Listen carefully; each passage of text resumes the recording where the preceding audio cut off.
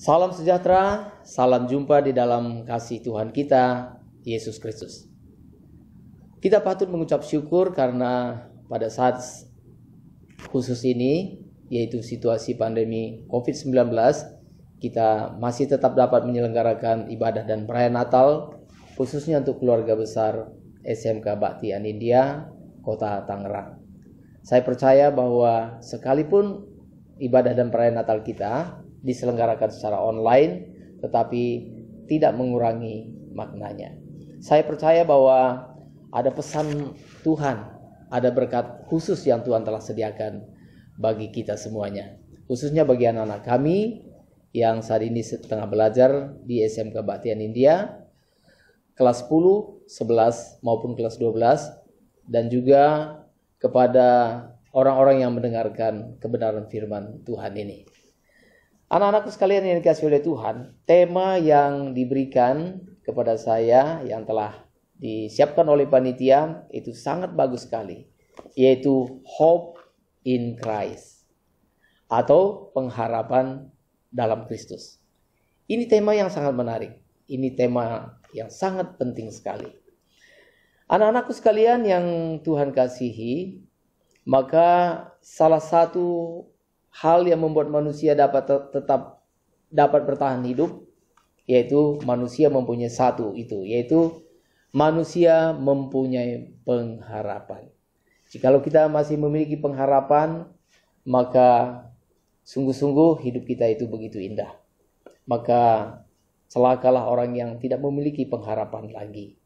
Karena itu, anak-anakku sekalian yang Tuhan kasihi, hal ini perlu kita gali lebih dalam lagi, yaitu pengharapan dalam Kristus.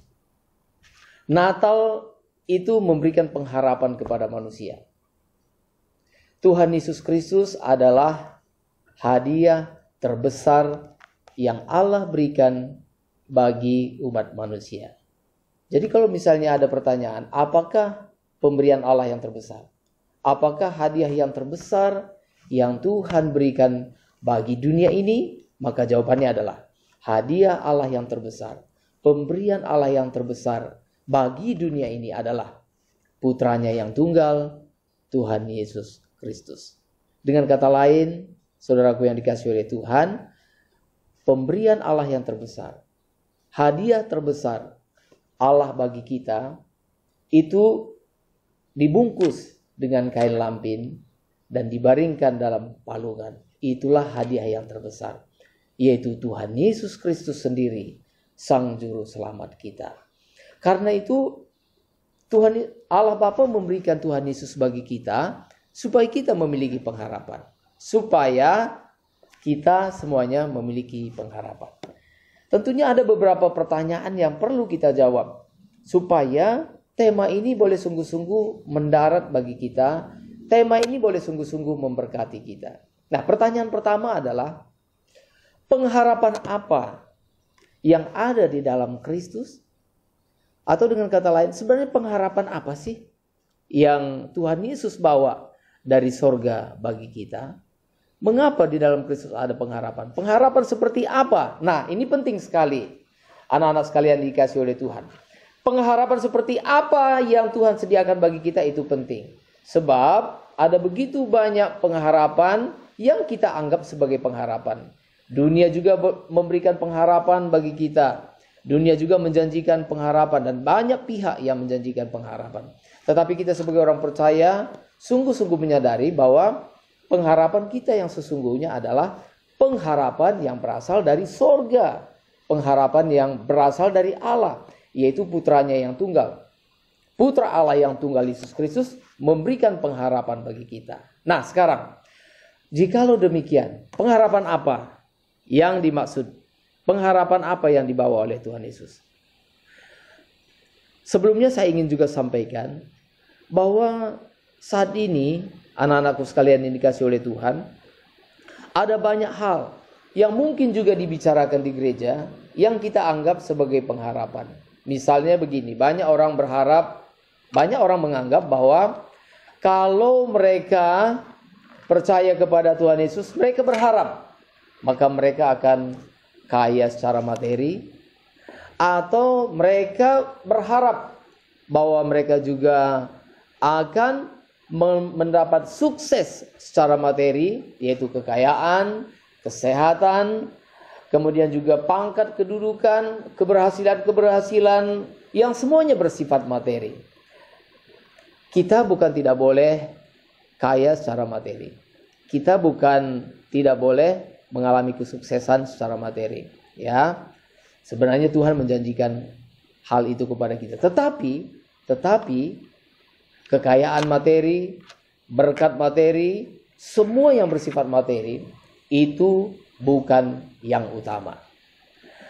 Karena kekayaan secara materi, kedudukan, pangkat, gelar dan sebagainya, semua yang bersifat materi atau jasmani, karena itu bukan yang terutama. Lalu apa yang terutama? Nah, maka yang terutama adalah seperti yang Tuhan katakan di dalam Yohanes pasal 3 ayat 16, di mana di sana Alkitab menyatakan isi hati Tuhan Allah berkenaan dengan pengharapan kita, yaitu karena begitu besar kasih Allah akan dunia ini, sehingga Ia telah mengaruniakan anaknya yang tunggal, yaitu Yesus Kristus, supaya setiap orang yang percaya kepadanya, kepada Yesus Kristus, tidak binasa, melainkan beroleh hidup yang kekal.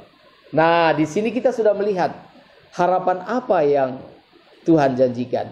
Pengharapan apa yang ada dalam Yesus Kristus, yaitu hidup kekal. Apa itu hidup kekal? Hidup kekal itu artinya adalah hidup yang berkualitas, hidup yang bermutu. Apa artinya hidup yang bermutu? Hidup bermutu seperti apa? Hidup yang bermutu artinya adalah hidup yang sesuai dengan standar yang ditetapkan oleh Tuhan Allah. Apa itu? Hidup yang sesuai dengan standar yang ditetapkan oleh Tuhan Allah, yaitu hidup seperti hidup yang pernah diperagakan oleh Tuhan Yesus Kristus ketika Dia ada di dunia ini. Nah, maka kalau kita mau mengerti apa itu hidup yang kekal adalah hidup yang berkualitas yang pernah diperagakan oleh Tuhan Yesus dalam hidupnya ketika Dia berada di dunia ini.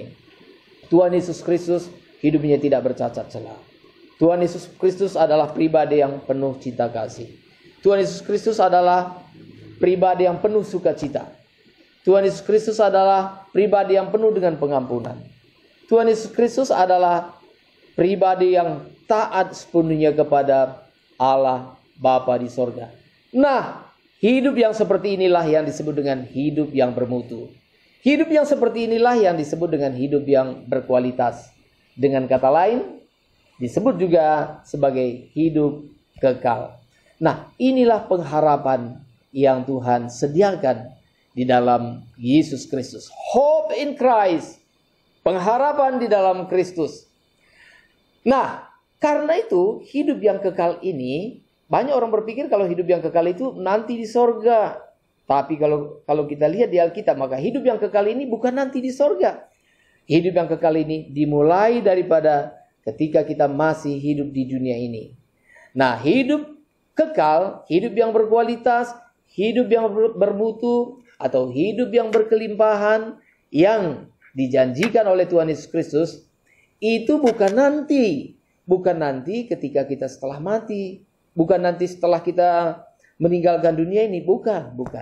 Tapi selagi kita pun masih di dunia ini, kita sudah harus mengenakan hidupnya Tuhan Yesus. Kita sudah harus memiliki hidup yang kekal.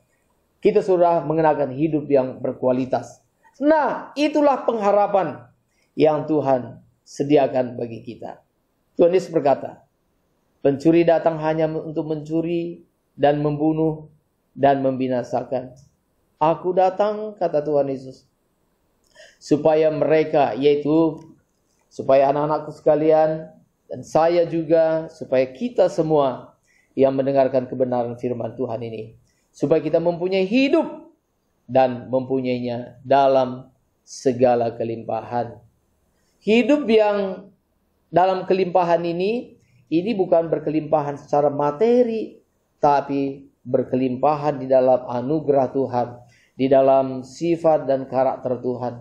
Kita memiliki sukacita yang berlimpah-limpah, kita memiliki kasih yang berlimpah-limpah, kita juga memiliki pengharapan yang berlimpah-limpah. Kita memiliki kesabaran yang berlimpah-limpah. Kita memiliki pengampunan yang berlimpah-limpah. Oh, kita memiliki kelembutan hati yang berlimpah-limpah. Nah, betapa luar biasanya, betapa mulianya hidup seperti ini. Hidup yang seperti ini, anak-anakku sekalian, ini lebih penting daripada, lebih mulia daripada seorang yang kaya, tetapi mereka tidak memiliki kasih Kristus. Mereka tidak memiliki hidup yang kekal. Nah, saudara, itu yang Tuhan janjikan. Dalam Yohanes 10 ayat 10, di mana Tuhan Yesus mengatakan, "Aku datang," kata Tuhan Yesus, "supaya mereka," yaitu kita semuanya yang mendengarkan firman Tuhan ini, supaya kita mempunyai hidup dan mempunyainya dalam segala kelimpahan. Itulah janji Tuhan. Kita memiliki kelimpahan Kristus.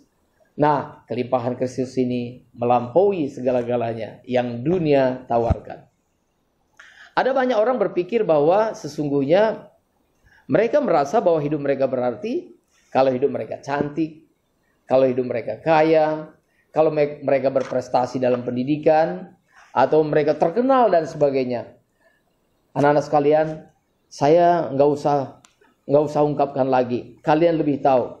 Itu kalau saudara baca di berita-berita, di internet, ya, di mana, di Google dan sebagainya, saudara pasti akan menemukan. Anak-anakku sekalian pasti akan menemukan. Kalau memang kebahagiaan itu, kalau memang kecantikan itu membuat seorang bahagia, mengapa banyak orang yang cantik tapi mereka mengakhiri hidup mereka dengan jalan yang sungguh tidak masuk akal? Berapa banyak orang yang kita kenal, mereka cantik tapi mereka merasa diri mereka tidak berarti. Mereka mengakhiri hidup mereka dengan bunuh diri.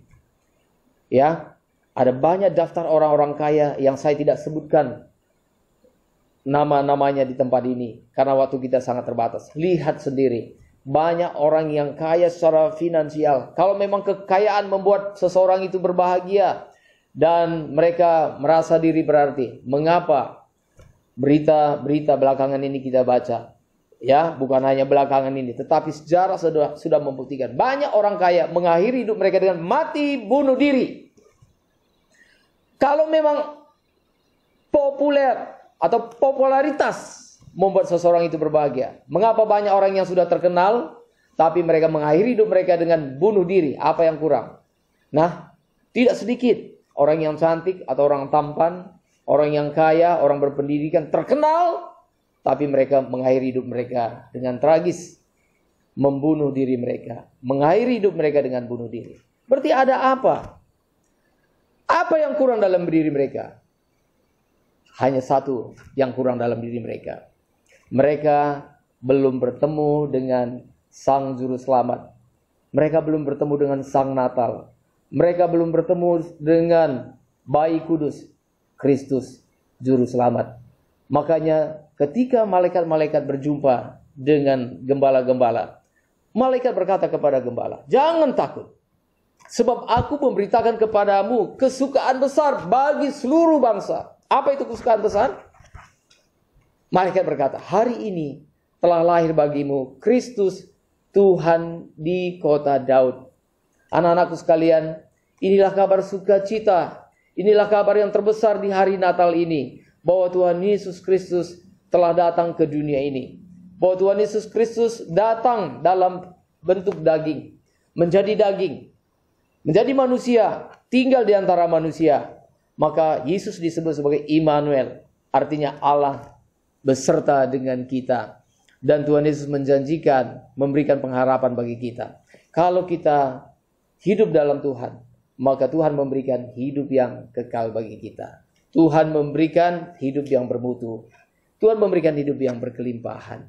Nah, inilah pengharapan yang sesungguhnya yang Tuhan janjikan bagi kita yang percaya kepada Tuhan.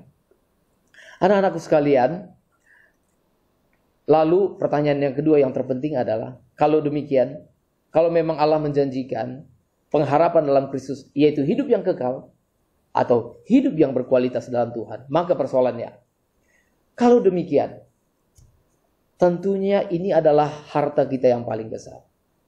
Kalau demikian, siapakah yang boleh menerima hidup yang kekal itu?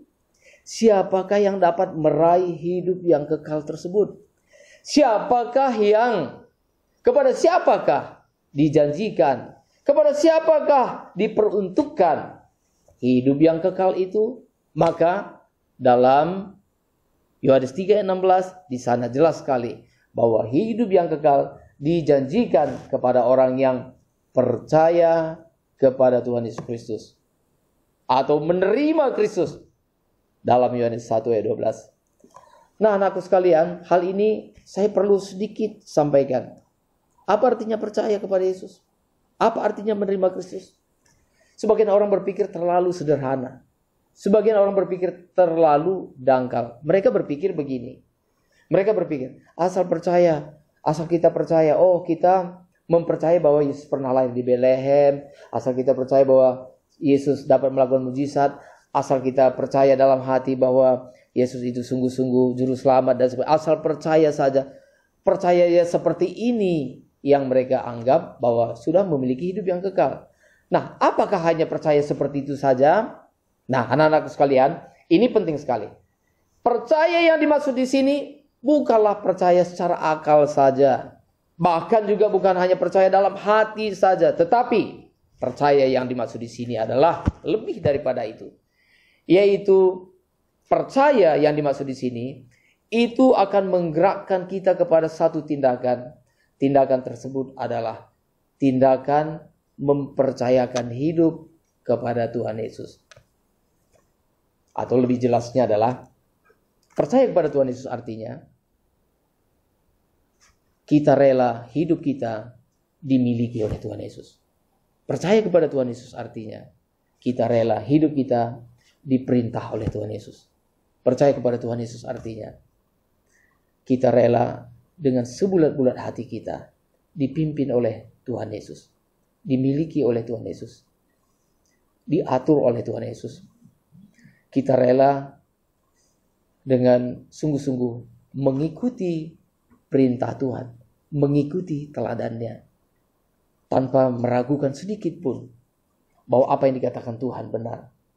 Percaya seperti inilah yang membawa hidup yang kekal. Tentunya anakku sekalian dikasih oleh Tuhan, jikalau kita percaya kepada Tuhan Yesus, pasti hidup kita berubah. Pasti kita takut melakukan dosa. Jikalau kita percaya kepada Tuhan Yesus, pasti hidup kita tidak sembarangan.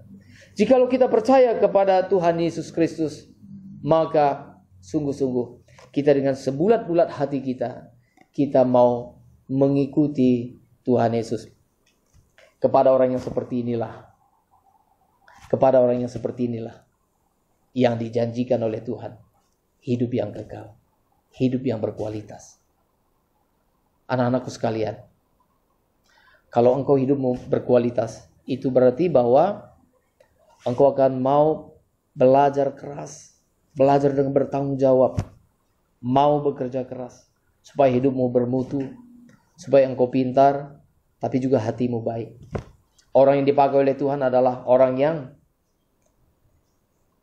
memiliki kecerdasan, orang yang otaknya diasah sehingga menjadi orang pintar, tapi hatinya juga terus diasah, imannya juga terus diasah.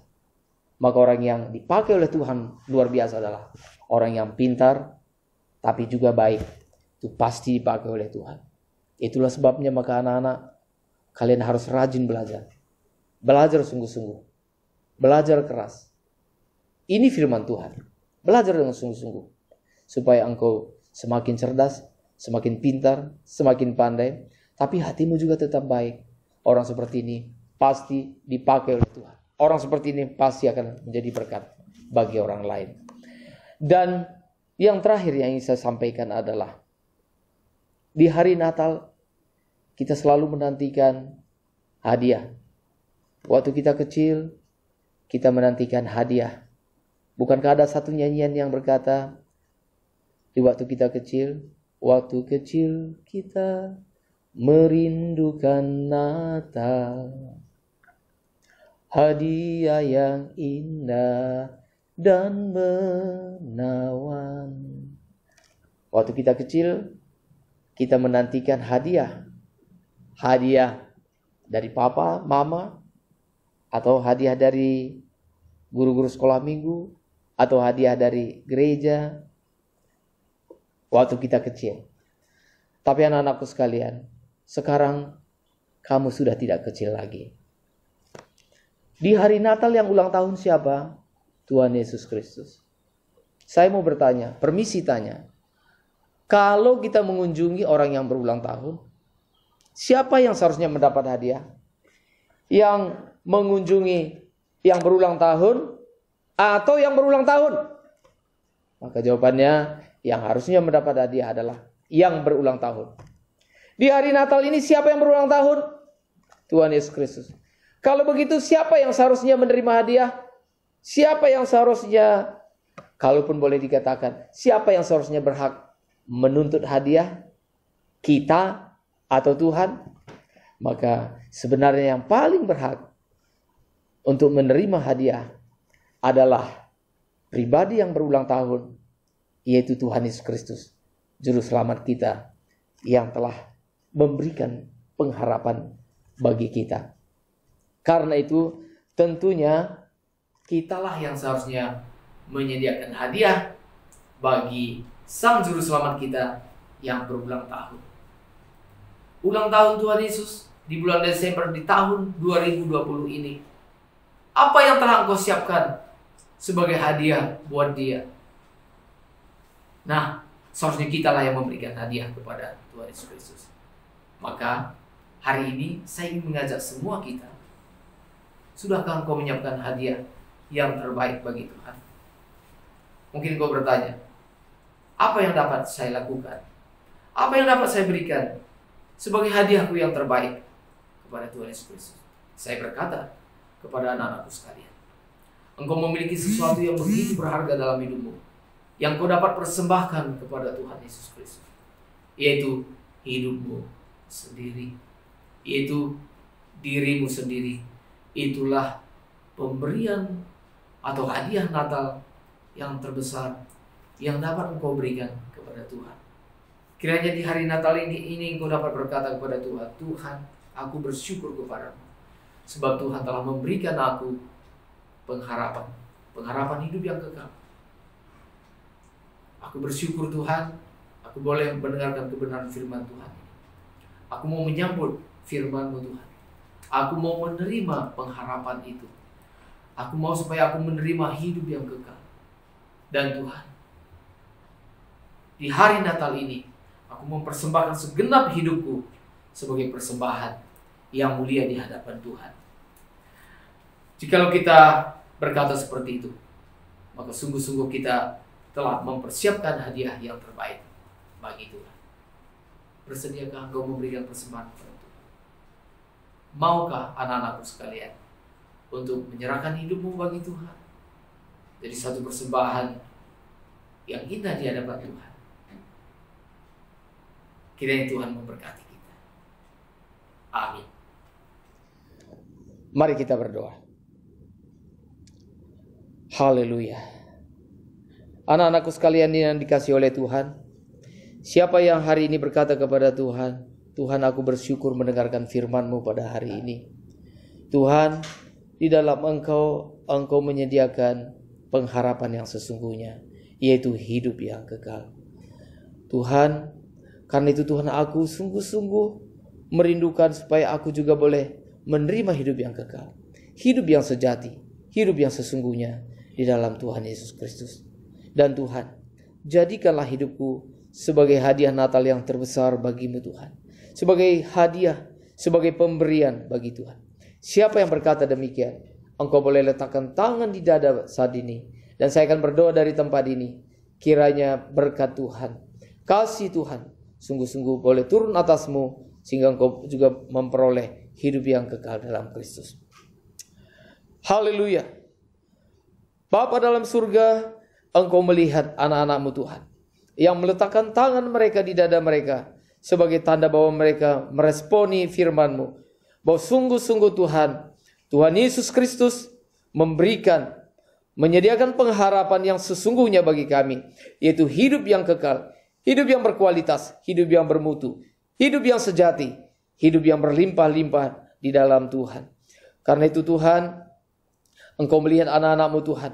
Mereka meletakkan tangan di dada mereka sebagai tanda bahwa mereka meresponi firman Tuhan. Mereka membuka hati mereka, mereka membuka hidup mereka, dan menerima Tuhan Yesus Kristus dalam hati mereka Tuhan. Menjadi Tuhan dan Juru Selamat mereka. Mempercayakan segenap hidup mereka bagi Tuhan. Tuhan, Engkau peliharakan anak-anak kami ini yang meresponi kebenaran firman-Mu. Terima kasih ya Tuhan. Oh Tuhan, jadikanlah anak-anak kami ini menjadi persembahan yang terindah yang dapat mereka persembahkan kepada Engkau ya Tuhan. Khususnya di hari Natal ini. Bukan hanya di hari Natal ini saja mereka mempersembahkan hidup mereka. Pakai hidup mereka sebagai persembahan yang abadi. Sebagai persembahan yang hidup. Sampai selama-lamanya. Biarlah Tuhan mereka dapat dimiliki oleh Tuhan. Dengar doa kami Tuhan. Haleluya. Silakan turunkan tanganmu. Bapa, kami juga berdoa bagi ibadah Natal yang tengah berlangsung ini. Kami berdoa kiranya Tuhan memberkati ibadah kami selanjutnya.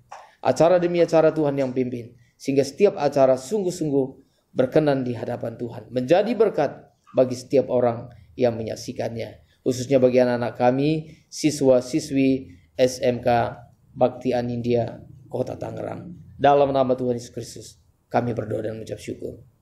Amin.